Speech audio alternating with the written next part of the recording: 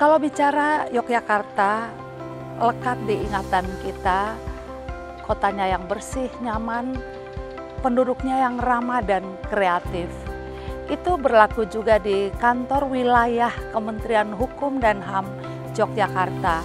Mulai dari layanan imigrasi, layanan anak yang bermasalah dengan hukum, layanan diversi, semua dilakukan dengan prinsip senyum, salam, sapa. Kali ini tim opini akan turun langsung untuk melihat bagaimana layanan yang sudah baik dimonitor dan dievaluasi secara berkala. Apakah aplikasi Survei 3A yang dikelola oleh Balitbang Hukum dan HAM cukup memberikan manfaat untuk peningkatan layanan? Jangan kemana-mana, saksikan perjalanan kami di Yogyakarta. Saya Yanti akan mengantar kamu dalam obrolan peneliti kritis mencerdaskan.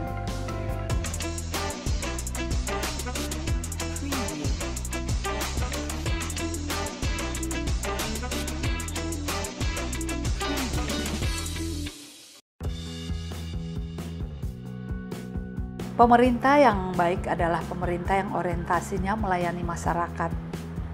Selama perjalanan kami di Yogyakarta, kami menemukan berbagai inovasi layanan yang menarik. Mulai dari layanan paspor di akhir pekan, aplikasi belajar untuk anak yang berhadapan dengan hukum, sampai pendaftaran online kunjungan di rutan. Pertama, yang jelas kita melakukan pelayanan itu dengan berbasis kebutuhan, karena pelayanan yang berbasis kebutuhan itu akan memberikan pelayanan yang memang dibutuhkan oleh masyarakat setempat. Ya, nah, pelayanan yang memang saat ini kita lakukan itu adalah pelayanan yang pertama adalah pelayanan paspor simpatik misalnya. Pelayanan paspor simpatik itu adalah sebuah pelayanan yang kita lakukan di luar jam kerja, seperti hari Sabtu dan hari Minggu. Dan ini sangat diapresiasi oleh masyarakat karena mereka melihat di hari-hari Senin sampai Jumat mereka sangat sibuk. Kemudian yang kedua, pelayanan Easy Paspor, itu juga pelayanan yang terkait dengan pemberian pelayanan kepada komunitas, kantor, atau sekolah yang membutuhkan pelayanan jemput bola, kita yang ke sana berdasarkan permintaan. Ini terkait dengan kebijakan Direktur Jenderal di masa COVID ini, kita melakukan pelayanan dengan melakukan outreach, kita yang ke sana. Kita bawa SDM dan peralatan ke sana. Dan ini menurut saya sangat baik, antusiasme sangat baik. Dan yang ketiga, kita mempunyai lagi UKK UGM, Bu Yanti. Ini yang pertama kali di Indonesia, tidak ada di Kanim lain.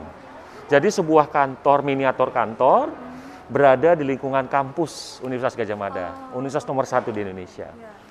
Sistem pelayanan terpadu, inilah sistem pelayanan terpadu kami. Semuanya satu pintu. Tamu, orang minta informasi, masyarakat mau mengadu, keluarga mau berkunjung, satu pintu. Dari mulai masuk menggunakan nomor antrian berbasis IT, menunggu dan dipanggil juga pakai berbasis IT, semuanya satu pintu. Sehingga hal inilah Simpadu ini akan lebih cepat, lebih mudah dan pastinya gratis. Dan ujungnya yaitu pasti bahwa ini untuk menghindari suap, korupsi dan kolusi. Ya, seperti itu. Pertama Simpadu, yang kedua adalah Sibela.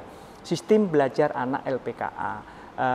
LPKA kelas 2 Yogyakarta telah mempunyai sistem proses belajar mengajar untuk anak-anak kami yang berhadapan dengan hukum, yaitu melalui Sibela. Sibela ini, sistem belajar anak ini merupakan solusi untuk memberi fasilitas kepada guru yang tidak bisa hadir di tempat kami, apalagi pada masa pandemi COVID-19 ini. Jadi Sibela ini bisa diakses oleh guru, oleh anak-anak, sama oleh admin kami. Jadi mata pelajaran, soal-soal ulangan itu bisa dikirim melalui Sibela tersebut. Simantap itu aplikasi terkait pentahapan warga binaan pemasyarakatan rutan kelas 2 Biwates.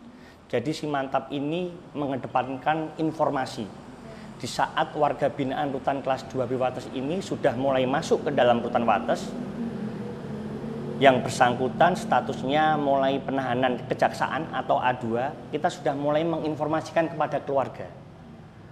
Baik itu penahanannya A2 kejaksaan maupun nantinya penahanannya A3 berpindah ke pengadilan. Setelah itu nanti yang bersangkutan mulai diputus, divonis, nanti kita akan informasikan kepada pihak keluarga. Setelah itu menjalani narapidana, pentahapan sepertiga, setengah 2/3, nanti reintegrasi, warga binaan itu akan kita informasikan kepada keluarga. Jadi keluarga itu tahu statusnya keluarga saya yang ada di rutan kelas 2 Biwates saat ini statusnya apa. Jadi aplikasi juga Ibu terkait dengan masa pandemi ini, kami ada pendaftaran kunjungan secara online, Bu. Pendaftaran kunjungan secara online, jadi cukup, iya Bu, pendaftaran. Jadi cukup mendaftar di rumah saja, Bu. Tidak perlu antre, Bu. Kalau tadi aplikasi antrean, Ibu. Kalau ini pendaftaran secara online yang kita berikan di saat pandemi ini, dan nantinya mungkin di kemudian hari, di kedepannya mungkin bisa berguna, kita akan pertahankan.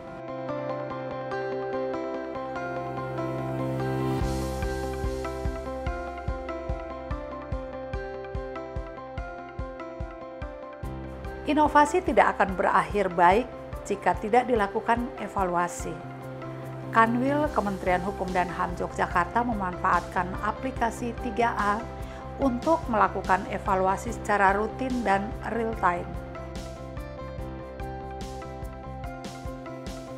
Kan Pak Denny udah sebutkan bahwa di Wates itu ada survei kepuasan masyarakat. Nah, kita Balitbang Hukum dan HAM juga punya aplikasi yang namanya 3A. Apakah itu sudah dipergunakan juga oleh Pak Denny dan teman-teman di Rutan Wates? Siap, terima kasih. Jadi aplikasi dari Balitbang terkait untuk aplikasi 3A, kami sudah mengadopsi, Bu. Kami sudah melaksanakan sebaik-baiknya untuk aplikasi 3A ini, dan aplikasi ini berbentuk online, Ibu ya. Yang dulunya masyarakat untuk memberikan semacam kepuasan itu melalui konvensional, mungkin mencatat atau menulis, mungkin dianggap masyarakat atau mungkin dipandang oleh kita mungkin suatu hal yang ribet, dan itu tidak mempermudah. Tapi dengan adanya 3A ini sangat membantu masyarakat dalam memberikan kepuasan kepada khususnya rutan kelas 2 Biwates. Jadi rutan kelas 2 Biwates dalam memberikan pelayanan ini, masyarakat tinggal memindai barcode yang sudah kita siapkan. Jadi sangat membantu sekali, sangat efektif, sangat cermat dan efisien dan efektif saya kira untuk dengan adanya 3A ini, Bu. Oke, luar biasa, berarti dimanfaatkan juga ya aplikasi yang sudah diluncurkan oleh Balitbang Hukum dan HAM. Apakah ada perubahan sejak adanya aplikasi 3A? Untuk perubahan dengan adanya aplikasi 3A ini sangat ada sekali, Bu. Terutama dalam pelayanan kami kepada masyarakat. Masyarakat bisa menilai pelayanan kami itu seperti apa. Setelah mereka mendapatkan pelayanan dari kami, mereka bisa menggambarkan bagaimana pelayanan yang kita berikan kepada mereka. Dengan mereka mengisi aplikasi 3A itu tadi, jadi kalau mereka dirasa kurang puas, mereka bisa mengisi dengan tidak kita mengarahkan, Ibu. IPK sama IKM, LPK kelas 2 Yogyakarta, alhamdulillah nilainya selalu meningkat terus. Per triwulan,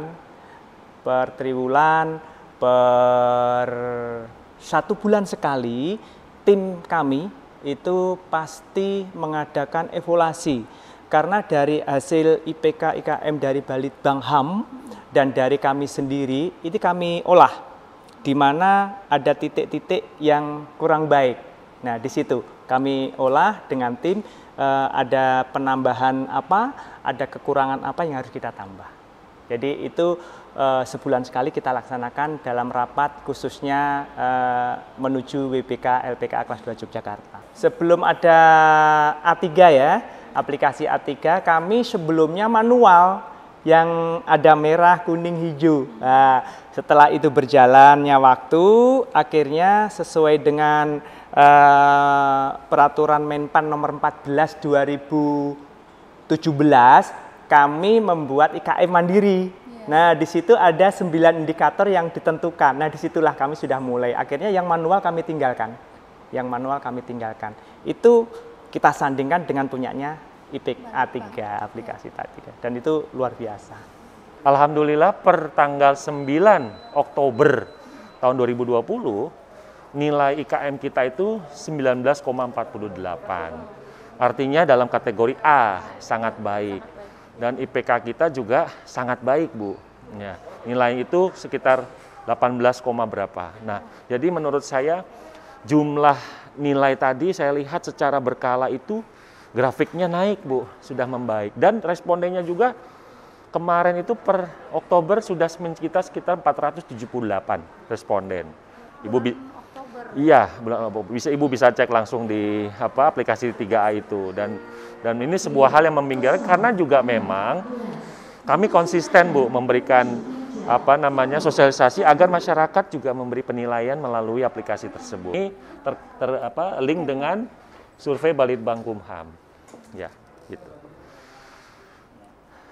Dan ini juga, jadi kami ada survei mandiri IKM dan juga ada survei dari Balitbangkumham.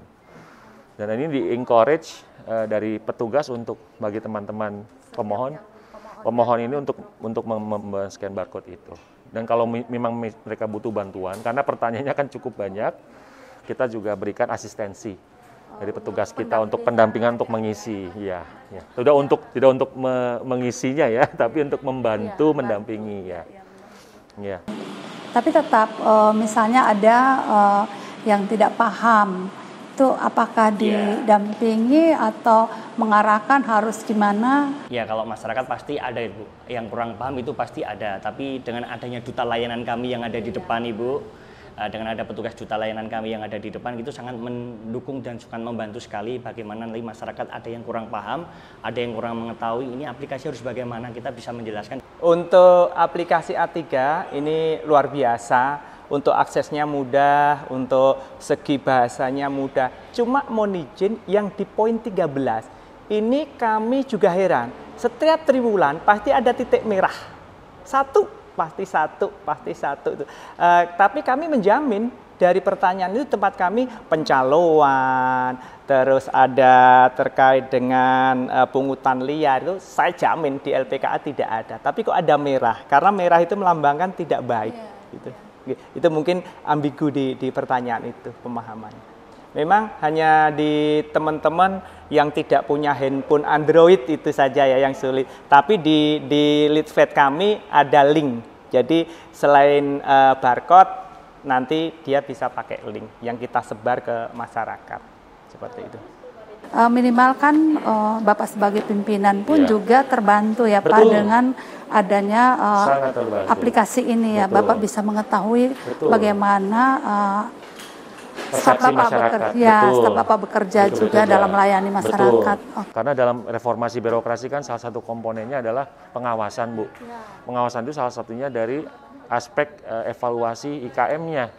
Kalau memang pengawasannya IKM-nya turun, ada apa gitu ya? Atau memang IKM yang bertambah baik ya, berarti ini suatu pecutan lagi untuk lebih baik lagi. Berarti gitu. Bapak juga memang terbantu ya dengan aplikasi.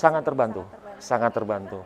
Ya, jadi kuncinya memang konsistensi kita untuk terus mensosialisasikan dan memberikan masyarakat untuk supaya mengisi form tersebut. Pak Kadif, apakah ini sudah cukup mempresentasikan apa yang terjadi di lapangan terkait dengan layanan paspor? Hasil dari monitoring kami sudah sangat mempresentasikan. Apa yang dilaksanakan di lapangan, karena memang dari indeks kepuasan masyarakat, kemudian indeks persepsi korupsi, dan kemudian juga saya senantiasa selalu dialog dengan masyarakat pemohon, bagaimana sebetulnya kepuasan daripada masyarakat dalam rangka di pemberian pelayanan yang dari kantor imigrasi. Mereka mengatakan bahwa sangat puas, dan kemudian sudah SOP, dan kemudian juga di sini sudah tidak ada calo. Terus kemudian juga selalu memberikan sebuah layanan kepada masyarakat. Terus kemudian juga dalam paksa COVID-19 ini bahwa senantiasa dalam memberikan sebuah layanan juga adalah selalu memperhatikan tentang masalah protokol kesehatan. Ini memang selalu dilaksanakan oleh kantor imigrasi Jogja. Dan harapan kami adalah terus kita tingkatkan.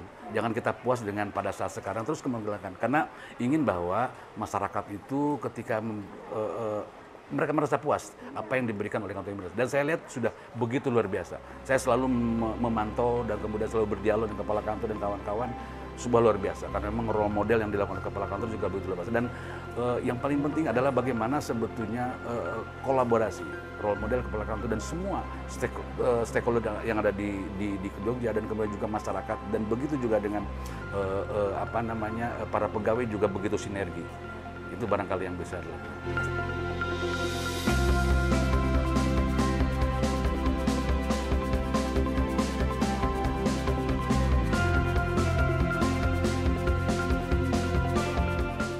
Pemerintah yang demokratis ditandai dengan pejabat yang terbuka pada kritik. Lewat cerita teman-teman di Yogyakarta, kita tahu bahwa membuka pikiran pada saran dan menempatkan masyarakat sebagai mitra adalah cara yang baik untuk membangun negeri. Kami pamit, sampai jumpa di opini berikutnya.